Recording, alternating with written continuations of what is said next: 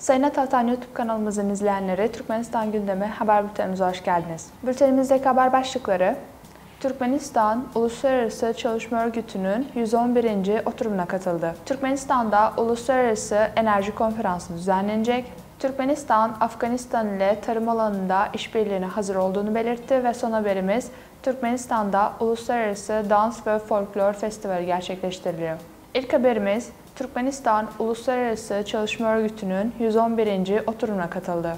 Türkmenistan Çalışma ve Sosyal Koruma Bakanı Muhammed Seyit Silahov, Cenevre'de düzenlenen Uluslararası Çalışma Örgütü'nün 111. oturumuna katıldı. Türkmenistan'ın Cenevre'deki Birleşmiş Milletler temsilciliğinin bildirdiğine göre, Türkmen Bakan oturumda konuşma yaparak Türkmenistan'ın Uluslararası Çalışma Örgütü ile işbirliğine hazır olduğunu ifade etti. Uluslararası Çalışma Örgütü temsilcilerinin pek çok kez Türkmenistan'ı ziyaret ettiğini söyleyen bakan, geçen sene 2023 yılı için Türkmenistan hükümeti ile Uluslararası Çalışma Örgütü arasında işbirliğine yönelik eylemlerin yol haritasının kabul edildiğini de belirtti. Uluslararası Çalışma Örgütü'nün 111. yıllık konferansı 5-16 Haziran tarihleri arasında gerçekleştirilmekte. Konferansta katılımcı ülkeler, işveren ve şirketler arasında iş güvenliğinin sağlanması, istikrarlı ekonomiye geçiş konuları ele alınmakta. Türkmenistan Çalışma ve Sosyal Koruma Bakanı Muhammed Seyit Silahov, bu konferans çerçevesinde Uluslararası Çalışma Örgütü Genel Sekreteri Gilbert Humbo ile de görüştü. Görüşmede taraflar, Uluslararası Çalışma Örgütü ile Türkmenistan hükümeti arasındaki işbirliğini genişletme olanaklarını, yakın zamanda onaylanan Uluslararası Çalışma Örgütü ile Türkmenistan hükümeti arasındaki 2023 işbirliği faaliyetleri için yol haritasının uygulanması konularını ele aldılar. İkinci haberimiz, Türkmenistan'da Uluslararası Enerji Konferansı düzenlenecek. 15 Haziran tarihinde Aşgabat'ta Uluslararası Petrol ve Gaz Üniversitesi'nde enerji beklentileri, hidrokarbon sahalarının geliştirilmesi için yeni teknolojiler konulu uluslararası konferans düzenlenecek.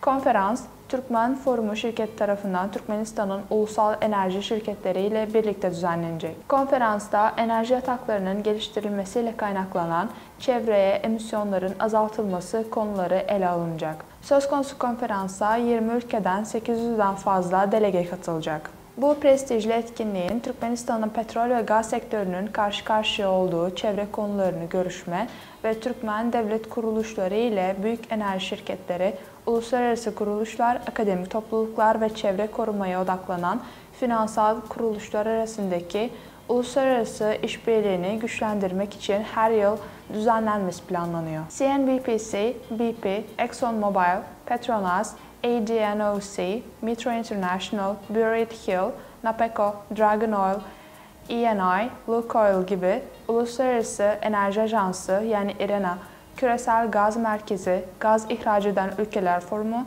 Petrol Mühendisleri Derneği, Enerji Şartı Sekreterliği gibi uluslararası petrol ve gaz kuruluşları bu konferansta yer alıyor. Sıradaki haberimiz, Türkmenistan, Afganistan ile tarım alanında işbirliğine hazır olduğunu belirtti. Türkmenistan'ın Afganistan Büyükelçisi Hoca Avazov, Afganistan Tarım Bakan Vekili Mavlavi Atollah Omari ile Aşgabat ve Kabil arasında tarım sektöründe ikili işbirliği konularını görüştü.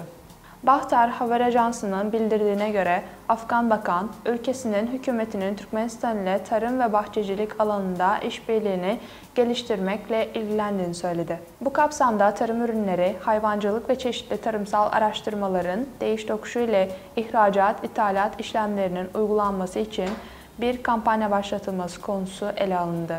Türkmen Büyükelçi, Bakan'a, Türkmenistan'ın başta tarım sektörü ve hayvancılık olmak üzere çeşitli alanlarda fikir alışverişi için planların uygulanmasında işbirliği yapmaya hazır olduğuna dair güvence verdi. Son haberimiz, Türkmenistan'da Uluslararası Dans ve Folklor Festivali gerçekleştiriliyor. Avaza 2023 Uluslararası Dans ve Folklor Festivali, Avaza Ulusal Turizm Bölgesi'nde gerçekleştirildi.